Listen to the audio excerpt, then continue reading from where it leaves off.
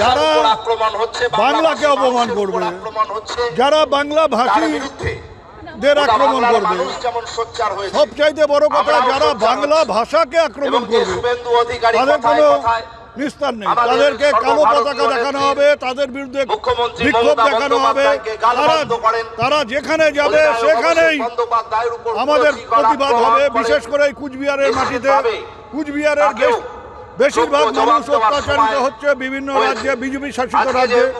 কাজেই কুচবিহারের প্রত্যেকটা মাটিতে, প্রত্যেকটা এলাকায় বিজেপির বিরুদ্ধে আমাদের বিক্ষোভ হবে এবং কুচবিহারকে আমরা বিজেপি মুক্ত জেলা করব। ভালো হয়েছে, কারণ এইসব কথা বলেই তো মানুষকে উচ্চারিত করছে। ওখানে সব কুচবিহারই মানুষ, মানে যদি ওখানে আমি গিয়ে দেখলাম প্রায় 90% হচ্ছে কুচবিহারি, বাকি 10% হয়তো আমাদের মতন ওপারের লোক থাকতে পারে। কিন্তু এই 90% মানুষকে যারা বাংলাদেশি বলে দাগিয়ে দেওয়ার চেষ্টা করে, তার বিরুদ্ধেই তো আমাদের লড়াই।